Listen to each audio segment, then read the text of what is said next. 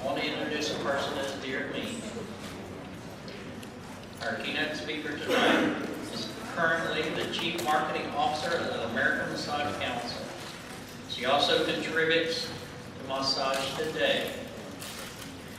She is currently representing the profession in 2 technical advisory groups in the World Health Organization, WHO, the International Classification of Traditional Medicine, and the International Classification for Public Safety. And in June 2010, she joined the United States delegation for ISO 249. This is under the International Organization of Standards and is going to create standards of quality and safety in the categories of herbal medicine and medical devices. She is a faculty member in numerous alternative healthcare schools where she teaches, practices management, laws, and ethics. She has co-authored Points for Profit and has been given the title of Acupuncture Ambassador for the Florida State Oriental Medicine Association. And at this time,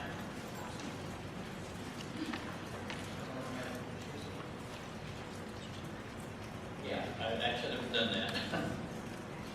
Excuse me. And before I introduce her to you, I want to just close the meeting. Okay, a motion from the crowd to close this portion of the meeting. All right, and a second? We have a second. All in favor? Thank you. This meeting is adjourned.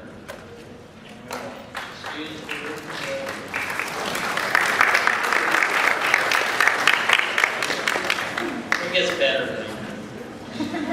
2 or 3 of these. 2 or 3. Yeah, exactly. That's the good part.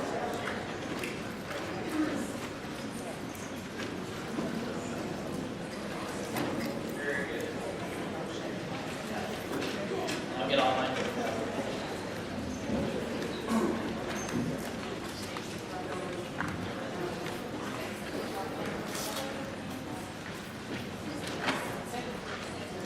Thank you, folks, for tolerating my little glitch. All right. It was with great pleasure I introduce my friend and colleague, Marilyn.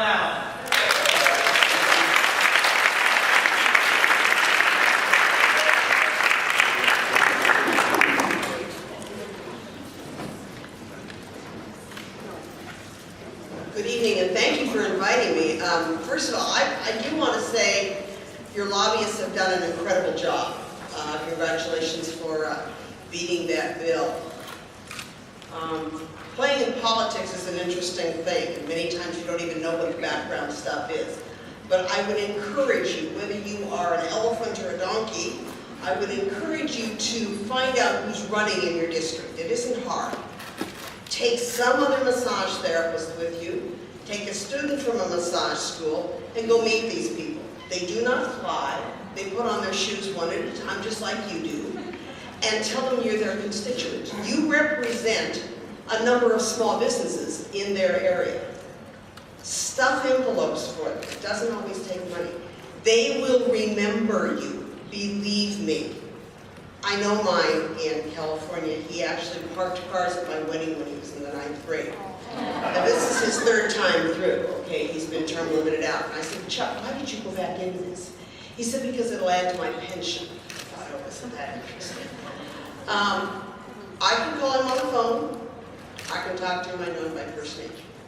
And the other thing is, if you go to a fundraiser, you'll probably be the only massage therapist there, and everybody in that room can afford to pay for your services.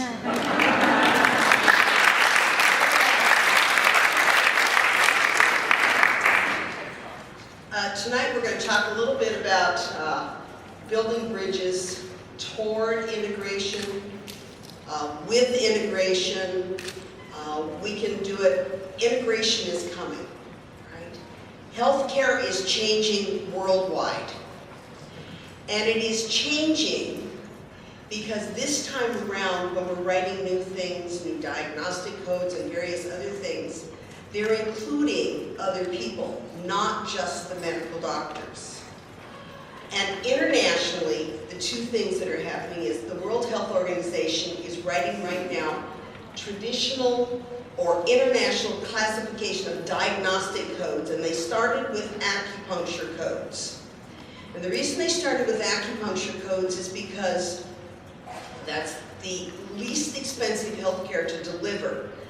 But it took us 3 meetings, and we worked with the countries of the Pacific Rim, and I could ask you, most of you would know. The United States is not part of the Pacific Rim. We are part of the Pan-American region, but they believe that America, the people in America will be the largest end consumers of traditional medicine. It took us 3 meetings, that was 9 days, to argue over a title. And the reason it went to the International Classification of Traditional Medicine is because we're getting our nose under the tent to bring in codes for every other type of integrated medicine, of which massage therapy is one of them. Now, why is it important that we have these codes this time for ICD-11?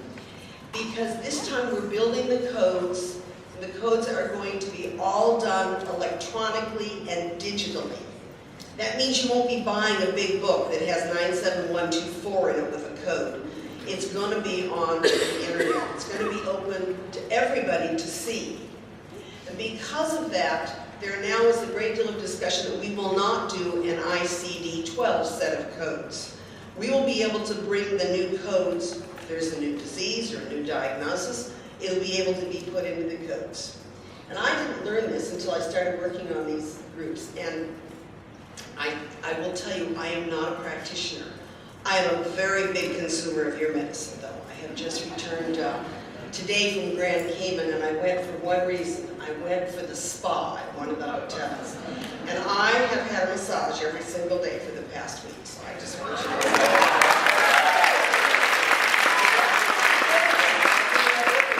We're going just for the spa, okay? So, so we're putting together diagnostic codes. But I play well with others in the sandbox, I've been told. So I got appointed not only to ICTM, but I'm also appointed to a brand new classification. This is going to affect the world, and it is going to definitely affect you. International Classification of Public Safety. It's quality control and safety. It's going to have to do with your education. It's going to have to do with adverse events. Dr. Bedran Ustin, who is a Turkish psychiatrist, is the head of international classifications for the World Health Organization. And he said when we met in New York, to this group, I held my own with 18 medical doctors. This were people from America. Our head coder, Donna Pickett, is on that. The head psychiatrist from Columbia University is on this group. People from Australia, the head of the healthcare system in Australia and in Canada, this group. And he said to this group, he said, Western medicine and integrative complementary medicine will be on equal par in this classification. There will be no difference. You're not going to be down here and there. It's going to be equal. And why are we looking at quality control and safety? Because historically, traditional medicine, integrated medicine, has never been counted. And yet the World Health Organization did a survey this past year to their 191 country members, and they asked, what kind of medicine is being used in your country? They found that approximately 80% of the world's population is not using Western medicine. They are using some type of complementary, you can say alternative, we're now calling it integrative medicine for their health care. And that's why they want to include you, and massage therapy is one of those. I'm going to read you also a list of some of the other ones that are going to be included, and I think you'll find it very interesting.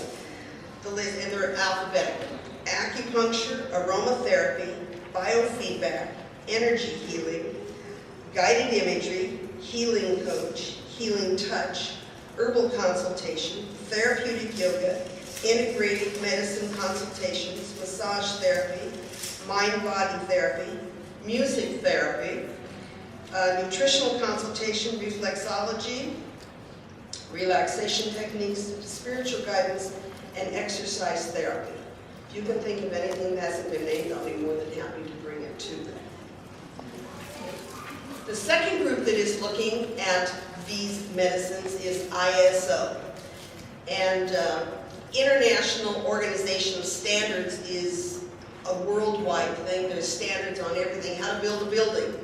There's standards on everything that you can imagine. And they want to do standards on herbs, because herbs is such a huge, huge market. It's about a $25 billion a year market in the United States. And if you've been following in Europe, you will know that they are trying to outlaw the sale of herbal products in Europe. And it's a very interesting thing that's going on. And they also want to look at the types of medical devices that you are using in your practices. And so China has called for this because China wants to control herbal products throughout the world. So it's very interesting. There were 21 countries that met this last time. We just had a meeting in The Hague. It was our second, what they call plenary session. And China kept pushing and the rest of the countries just dug in their heels. And we didn't let things go forward. And they have to go forward in a specific way.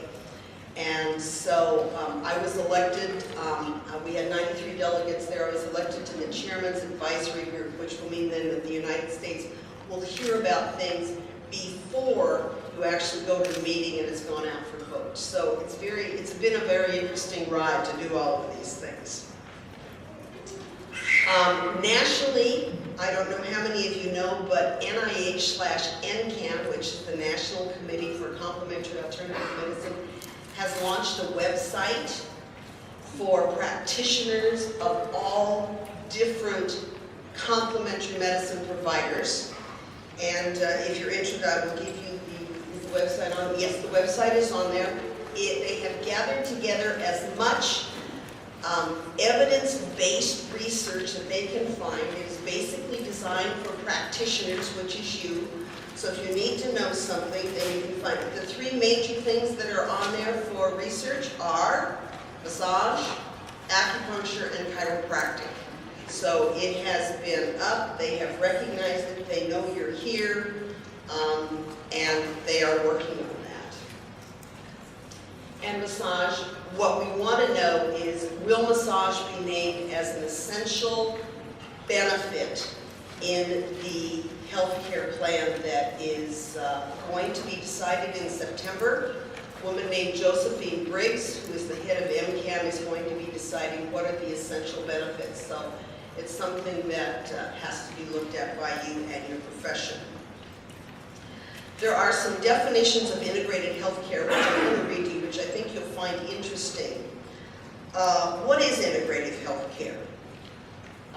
Let me say, by the time you leave this presentation tonight, I hope that you will have kind of an idea that massage is on the cutting edge. You are included, and it's extremely important to stay involved politically. Maybe you'll know some steps on how to build a safety network for yourselves. And number 3, to know some nomenclature, because if we're going to walk the walk and talk the talk, we have to know some of the words that they use. What is integrated healthcare? Integrated healthcare is defined as an approach to healthcare that places the patient at the center of the care. You probably more than any other complementary medicine know your patients. You certainly have hands-on with anybody else, and you talk to your patients more. You spend literally more time with the patient than anybody else. You are going to be an integrated part of this. It focuses on prevention and wellness and tends to the physical, psychosocial, emotional, and spiritual needs of each person. We're looking at people in an entirely different way than we have looked at them before. They're not just somebody that we're going to do hundreds and hundreds of tests on. And then there is a hospital, it's called the Penny George Institute, which is out of Minnesota, and they talked about integrated healthcare as more than simply asking healing therapies to be added services that a hospital provides. It's a holistic approach to health of services, advocates treating the whole person, involving them and empowering them as partners in healthcare. Integrated focuses on prevention, wellness, activation of the body's natural healing capacity, and the development of self-care skills. This is obviously all familiar to us. Okay, how do we get started? First of all, you have to know your patient. I don't have to tell you that, you already knew that. But I do think that probably, since we will all be on electronic healthcare records by October 1st, 2013, don't go out and buy a program yet because they don't really know what all is going to be there. They do know that you will have to be integrated, you will have to be reading the notes from other providers before you put yours in. And Siemens, the big company out of Germany, is I would call them leading the parade as to what's going to be included in those and what the programs are. Hospital group in Minnesota, there are 11 hospitals in the group, and they just spent $15 million on their program. I don't think any of us are going to put that into our budget right now, but it is going to be something that's happening. So the next thing is when you treat your patients, and you're going to probably call your patients, we can call them clients, you get results. People feel better when they get up off your table. It's a great day when we have a massage. If you like each other, if they like you, there's this bond of trust, and that's something we have to have. And then one of the things that you'll probably be starting to look into is what other specialists do they go to? Because you will need to begin to find out who are the people in your area, in your group, in your community that you can refer. They can refer, it's more than just referral.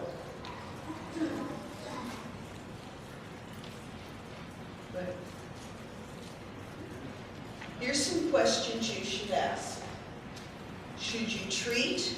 Should you just massage? See what happens? Should you get a consult? When is it appropriate for someone to refer for a massage treatment?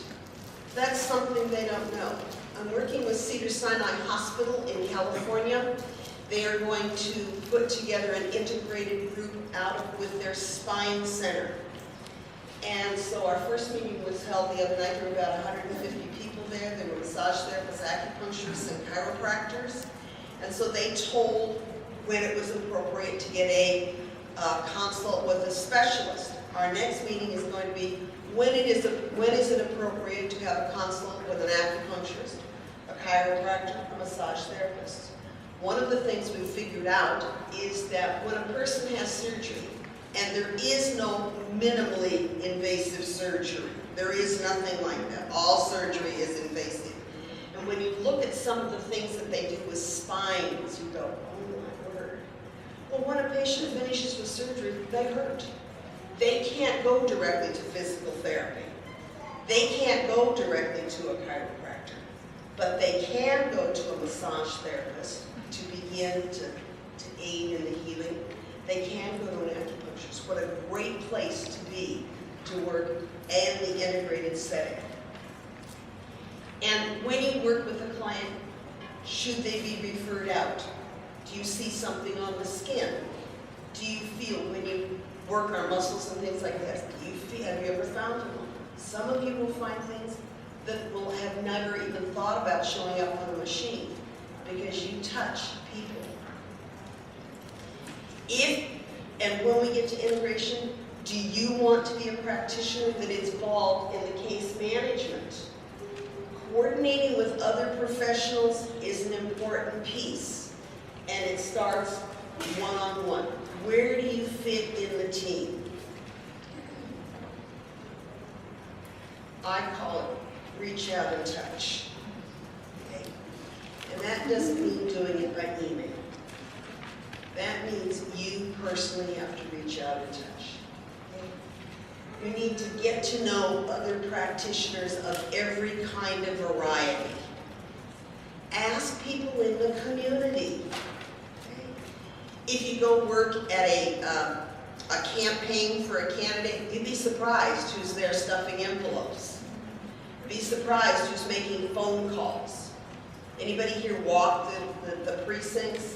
You get an opportunity to introduce yourself as a person who is a massage therapist in the community and you're walking for a candidate. Find out what the candidates stand for. Don't just vote the party line.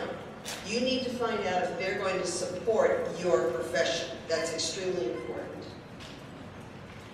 Ask your patients for names of people that they see, other healthcare providers, other specialists. And after a while, you'll begin to see those names appear more and more and more often. Send a note to your patients, other specialists. I ate at a restaurant on Tuesday night. Wednesday morning, underneath my door at the hotel was a thank you note from the server. Thank you for coming in to the restaurant. I thought, that is the ultimate. You know those thank you notes your mom had to write when you were a little kid? That's what you write to other specialists.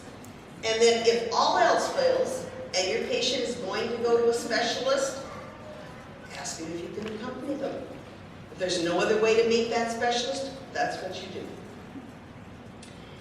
I want you to establish a safety referral network. Safety means a lot of things, but safety means that you actually know and trust that other professional. How much better it is to say to your patient, I think we need to have some kind of a diagnosis, or we need a confirming diagnosis, or we need to have this thing checked out. You know who you're sending them to. Much better than just saying, go back and have this done. But you trust those other specialists.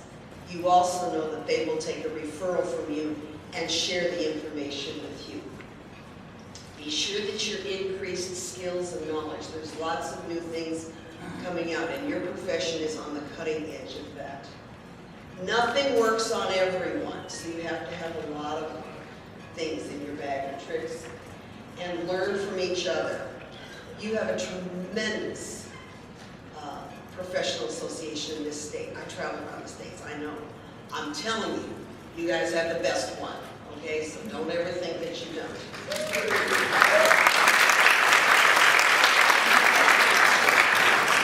And locate the people in your area and find out what they do.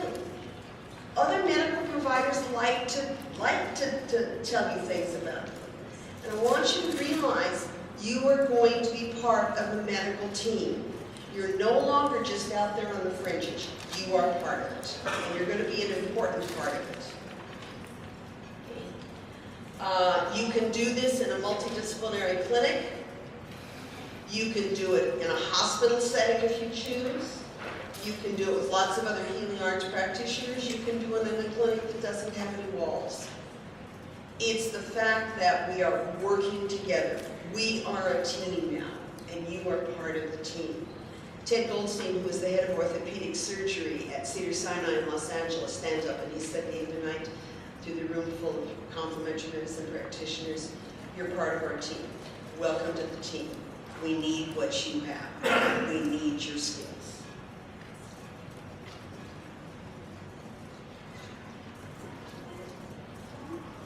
There's some words that I think that you might enjoy. I'm not going to expand on all of them because I know that time is getting short, and I want you to ask any questions if you'd like. But integration is the combination of added parts into a unified whole, and that's what we're doing. Patient-centered. You've got to remember that the patient is now going to be the person that we're building a team relationship with. You're going to have to be able to tell them what are some other things that they can do. Okay? And we're focusing on prevention and wellness. And that is part of the Obama health care plan. And it is extremely important important. It's also called, which was signed March 2010, it is called the Patient Protection and Affordable Care Act. And it focuses on wellness and prevention. You're going to be at the beginning of this. Okay. I stands for, and I'm sure you can think of a lot of other terms, I stands for ICD and ICTM. In hospital office politics, it stands for individuals, it stands for informatics. Anybody in here know what informatics is? Well, it's the study of information systems. Right, and it's where medicine and information systems or technology is going to interface. And I didn't know this until I've been working on these committees. Some of the largest databases in the world in the computers are housed and managed by Stanford University in the United States.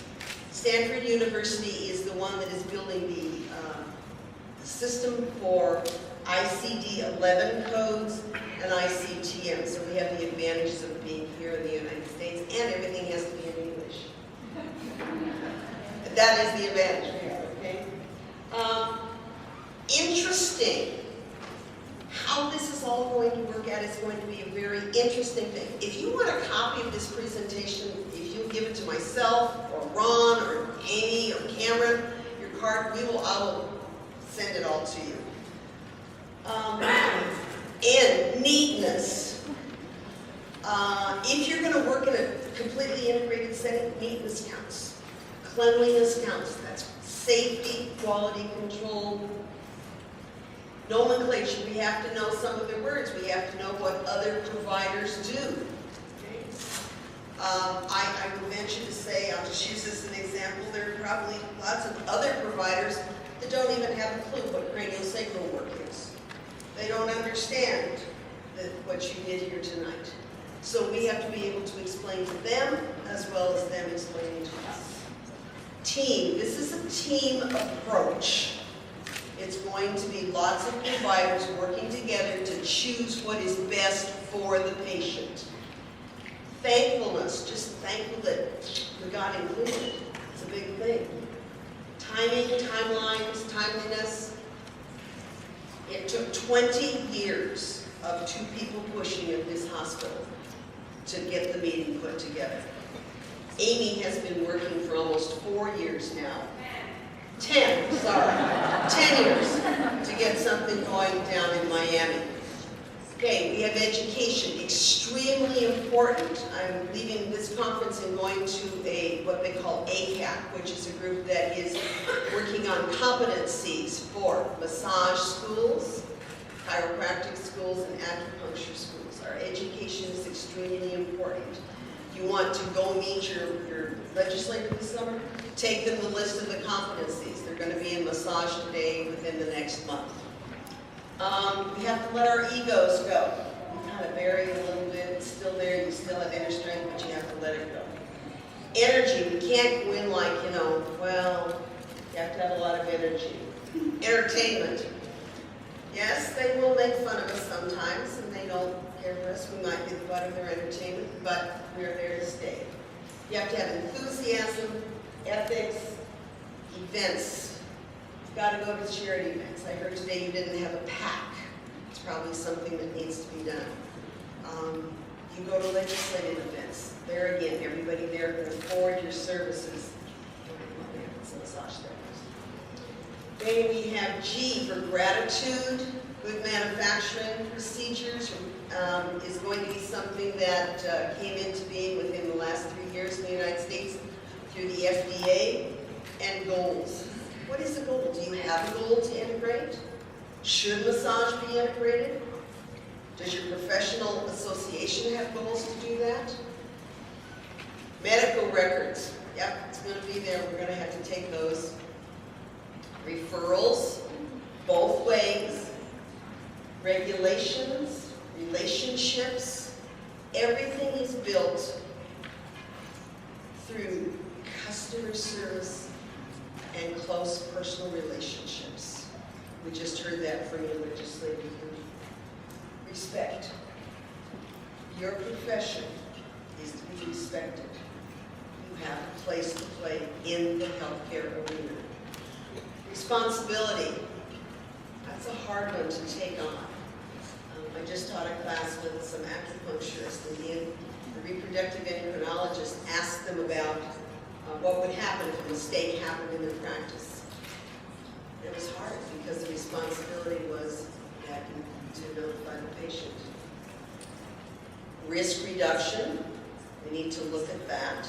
We need to be careful with the techniques we use. We have to manage the risks so our practices are safe. And there's all kinds of rules. If you want to practice in a hospital, they have their own set of rules. We have to go in and work within that framework. A is for ability and accreditation for your schools. That gives you acceptance, your education. Your licensure gives you acceptance. Advancement, all encompassing approach, associates, impeccable attention to detail. Your attire, what you wear is important. Your attitude, your attractiveness, all of it counts when we start in the integrated recession. Techniques, therapies, and training. Impediments. Yes, there are some, and you will get exasperated because things don't go fast. You may have a number of other medical providers that want this, but then we get into the administration, or the only thing they can think about is, where's the money going to come from? How are we going to do that? There has to be a way that you get an income. How is it going to be paid for? And you do have influence. And your influence grows as you become more professional. Information, we have to give information as well as they give information.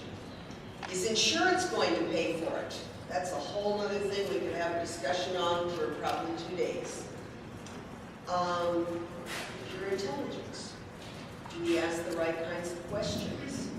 Do we ask questions of them? Do they ask questions of us?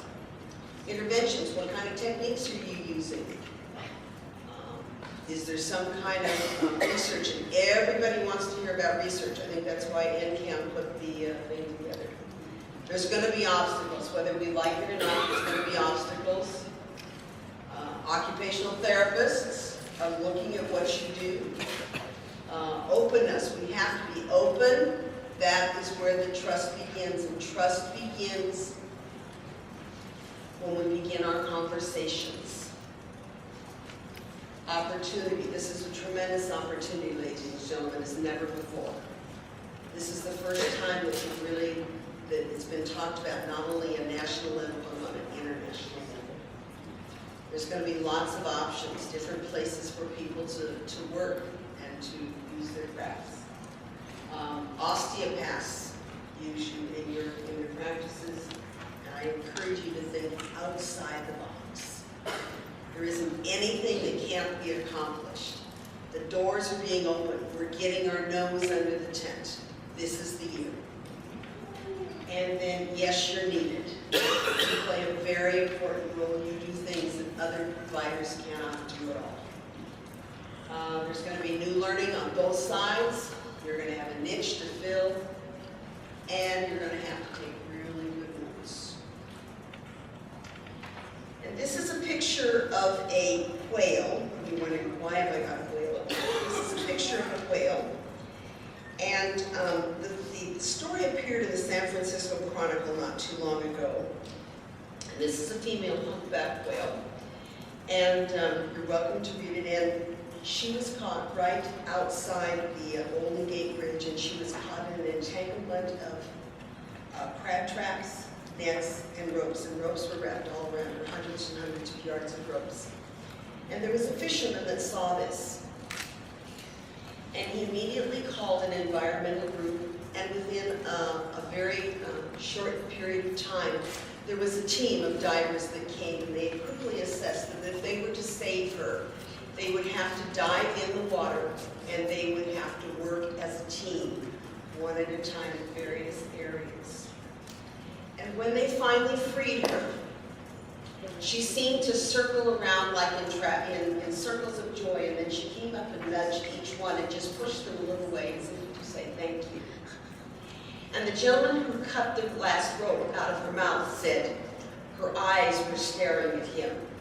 And he said it was the most incredible experience that he would never forget. And what are your thoughts and feelings about the relationship of integration and patient health care to the story of the whale?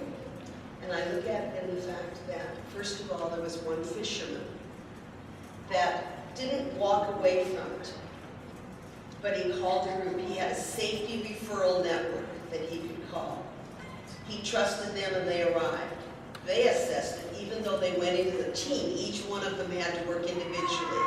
And that's what we're going to have to do in healthcare. And then at the end, it was an incredible experience for them because they had saved one humpback whale. You're going to have those experiences. You already have them because you save patients. Teamwork is something that it's the ability to work together toward a common vision, the ability to direct individual accomplishment towards organizational objectives. It is the fuel that allows common people to create uncommon results. And I believe by including massage, we're going to see better health for the citizens of the United States.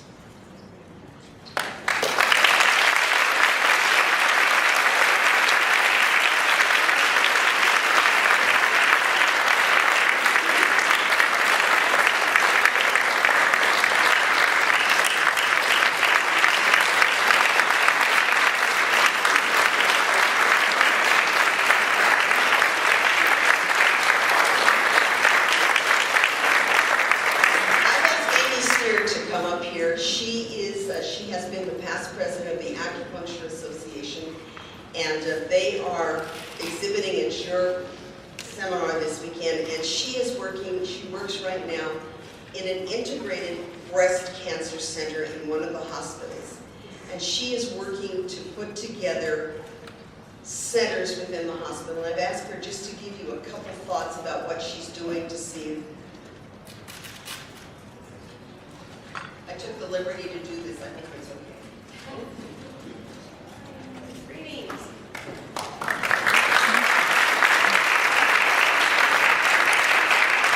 Marilyn asked me to come because she felt that I could represent like the clinician side and the side like, you know, in the front lines of this whole process. So obviously that's a huge topic. It's 10 years for me so far. I really just got a few minutes, but what I wanted to throw out is kind of a whole bunch of stuff. Even in Chinese yin-yang style, some opposites that are actually complementing each other. A couple things. I just want to throw out the new word, the buzzword, and the word we're talking about here today is integrative. And many people out there, not necessarily you folks, but they use this as a synonym for what was the word alternative and complementary. And I want to challenge not to do that because integrative implies team and alternative implies like not working together. That's the word that was used, like allopathic over here and alternative over here. So that's why I don't like the word. Plus, the word alternative implies different, and it also implies the modalities. And what I'm working towards, which is more than just the patients that I treat, I'm digging my heels in and kind of being on the front lines. And it's been a very rocky road recently, and I'll explain in a minute why this new step where I'm at is way more difficult than I expected. And that is to carve the way for jobs in integration. It's not just about maybe me as a clinician, it's about using me and my skills to get a hospital in this case, to bring all this stuff under their roof in a much more dynamic way. So just with that said, I do work in an integrative situation, literally, figuratively, and every other way, but we've got a long way to go. Because I'm actually self-employed, I own my own business, and I go to these 2 breast cancer centers different parts of the week and do my services. And I do practice acupuncture and the whole breadth of Oriental medicine. And so that is integration in one way, but it's really not integration because I'm still a private business. I take calls off-site, I come in and do my thing, and my personality is very much teamwork, so I interface with all these people, but I could just as easily be doing what I'm doing back in my back room, and it would be called integration, but it's not integrated. So there's so many layers to integration, and I'm a member of something called the Society for Integrative Oncology. And obviously it's oncology, and it's mostly medical, doctors, RNs, researchers, universities, and things. But there's also a whole bunch of us, what we call allied health people. And one of the words that mostly our side of the equation, the massage therapists, the acupuncturists, etc., we're trying to push, is some things are called integration, but they're really just under one roof, and they're not really integrated. So we have to integrate integration. So let me just throw out a couple things. There's a lot of advantages, and there's a lot of challenges. It's not everyone's cup of tea, and there's nothing wrong with it not being your cup of tea. If it is your cup of tea, there's a couple things along the way, of course, that I can give you as some tips. And I'm just going to be able to go through some quick ones now, because this is actually a very vast topic. And Marilyn and I have talked actually about teaching courses where we could take time and get across some of the skills and the resources. One of the most important tip that I could possibly give is patience, in the sense of time. Be patient. The system takes way longer than it should. It's a complete disaster in my mind that we should have to put so much darn energy into integrating amazing techniques. We all know that. The problem is they don't know that, and I'm not here like with us versus them, but the idea is the larger model, the patients, the other clinicians, the hospital administrators, the insurance policies, all of this kind of stuff just has no idea what role we already are playing. I use an analogy, we need to come out of the closet. This is very much the rhetoric that was used in the gay and lesbian community 20, 30, 40 years ago. It's all out there, but if you don't come out, no one knows it. And so by coming out, we're talking about gay marriage these days, right? So anyway, integration has a lot of challenges. It's going way too slow. My biggest negative challenge is being more patient with this. Marilyn knows a month ago, I was at a large Oriental medical conference, really down in the dumps. Literally ready to just go out and get a job working in a store. I was just over this whole thing. And the reason is that I've spent 10 years and I've got a whole bunch of physicians referring to me, surgeons, oncologists, radiation oncologists, you name it. And it seemed like I kind of get a little comfortable there, that we were making a whole lot of progress and starting to break down some of those ideas. Well, now I'm working with administration, and it's worse than it was with the first medical doctor, in ways I had no idea were going to happen. So now I'm kind of dusting myself off from that shockaroo. And it's not intended to be insulting, some of the rhetoric, but it's incredibly insulting because they see us merely as a service that we provide, not a part of the teams. Anyway, I'm working on this new challenge, and hopefully, but there are a lot of challenges. Don't give up. The idea of ego, Marilyn and I have talked about, you need kind of two opposites of ego. You can't have an ego or you'll just destroy all your luck really quickly. If you come in all guns a-blazing, forget it. Just forget it, because this is actually a number of people in the hospital system have failed, whereas I haven't. So you have to know, what's that thing about when to play your cards and when not? You've got to know when to swallow your ego, take it outside the room and deal with how you feel in another setting.